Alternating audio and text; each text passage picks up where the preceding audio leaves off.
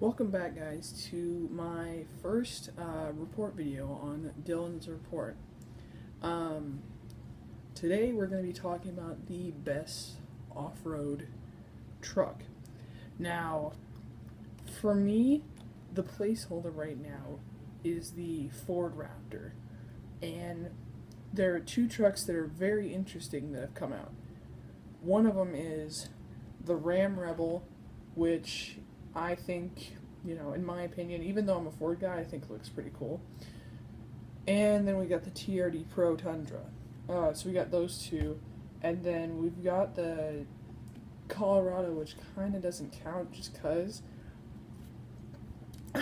it's not in the class, really. Because it's like, there's light duty, and then it's kind of like super light duty, so it doesn't really count.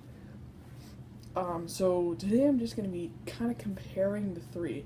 So let's start off with the Ford Raptor. Now, what I'm really excited to see is the new one, and I'd be really excited to do a 2017 versus 2017 versus 2017, meaning like 2017 Ram Rebel, 2017 Ford Raptor, and 2017 TRD Pro. And I hope that they're still around, those other models, because I know the Raptor's coming in 2017, everybody knows it. So, yeah, I would be excited to do that. But using a 2014, looking at the stats, pretty obviously right off the bat, the Raptor pretty much has the worst mileage out of the three. Because it's like 11 city, 16 highway. So that's why a lot of people don't keep theirs for long, but it's still a cool truck, regardless. And then the Ram Rebel, for it, I really don't know the numbers. Actually, I'm gonna look those up right now, really quick. But yeah, let's look at it. Shoot.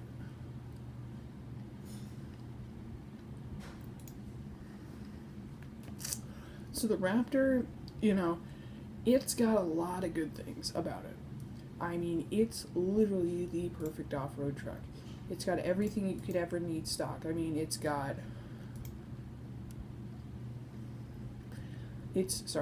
I was looking at the Rebel and it says you can get it in 4x2, which I was like, isn't it supposed to be an off-road truck, not just random? Alright, so it says it can do 16 city and 23 highway. Now, the Rebel may look like an off-road truck, but realistically, it's just cosmetic because unlike the Raptor, there's no locking, rear diff, there's no good shocks, it's just the normal air ride. There's no angle sensor like there is in the Raptor and the heads-up display. So realistically, it's just cosmetic with a bunch of, underplating and stuff.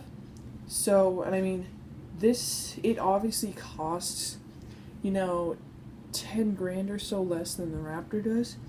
Because starting price for this is I'm looking at it right now, it says $44,415, and so it's it's less expensive, but it's not as off-road worthy as the Raptor is. Now, so I think the Raptor wins against the Ram Rebel any day of the week. Because all that's different from the Ram Rebel is it's got a bunch of interior and exterior features that you can't get on anything else, and that's really, that's it. So, the next one we have is the Toyota Tundra. And we'll talk about the Raptor last in depth. So, Toyota Tundra. I may actually be wrong about it getting the worst, about the Raptor getting the worst mileage, because this one to start, I mean, it's already got 1519 in its best, and the normal F-150 I think is like, I want to say it's like 1622 maybe.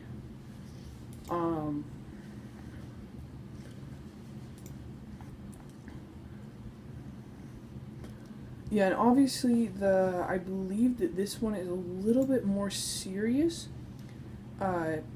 This one, yeah. So it's got limited slip, and it's electronically controlled, which means that in the truck there's a sensor that says when one of the back wheels is slipping, it will sense that and lock the diff on its own so that they spin together and you can get out of it. So, I mean, they all have very different approaches. Ram is more cosmetic, and Toyota and Ford are quite a bit more serious than it. Can't seem to find mileage for this bad boy, but I'm just gonna assume it's something like it's probably something like, 12, 17 probably. It's probably a bit better than the Raptor, because I mean, it's pretty much just a normal Tundra. So yeah,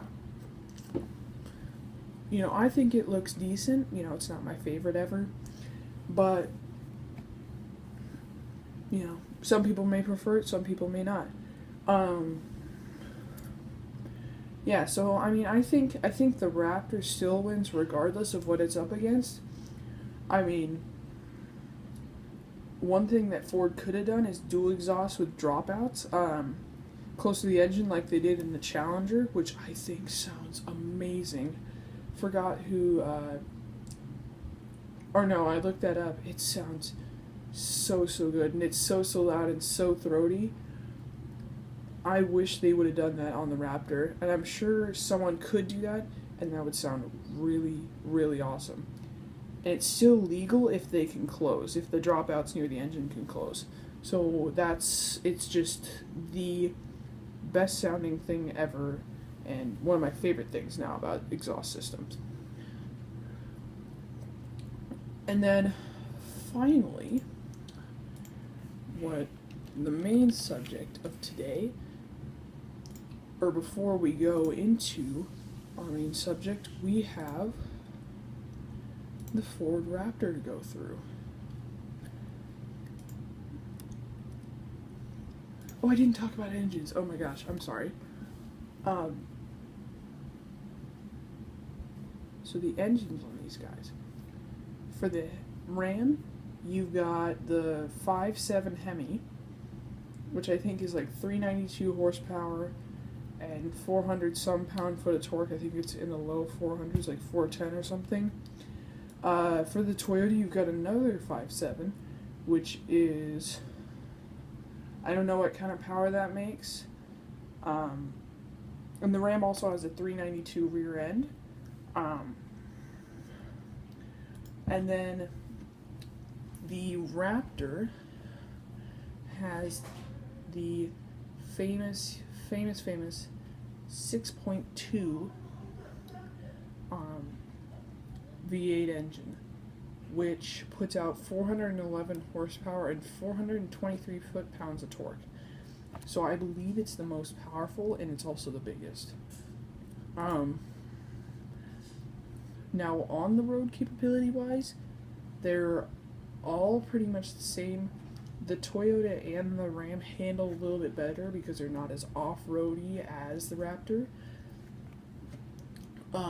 But they're definitely more capable, speaking as in towing-wise and hauling-wise, because the Raptor, for hauling, He's only rated at I think it's about 1,200 pounds, so it's not a lot, and then 8,000 towing.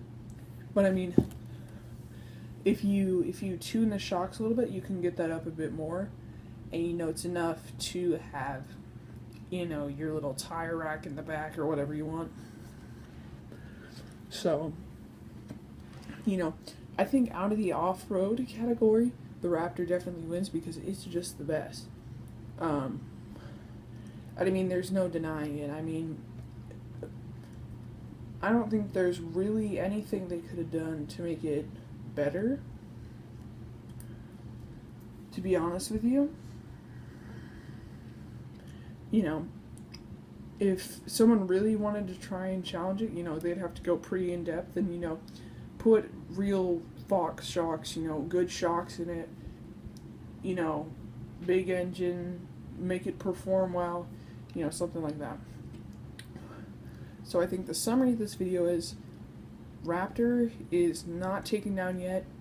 You know, something we've yet to see, or a company we've yet to see produce a truck that's off-road. Well, there's three actually, which is GMC, which I don't think is happening. Chevy might try it, but I don't think so, because the ZR2 doesn't exist. And then you've got Nissan, which I'd be really interested to see if they try and do a 5.0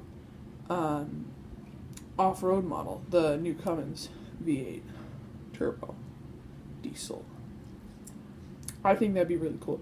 But so far, nobody has knocked the Raptor off the hill yet. So, this is Dylan from Dylan's Report signing off, and I will see you guys in the next video. Bye.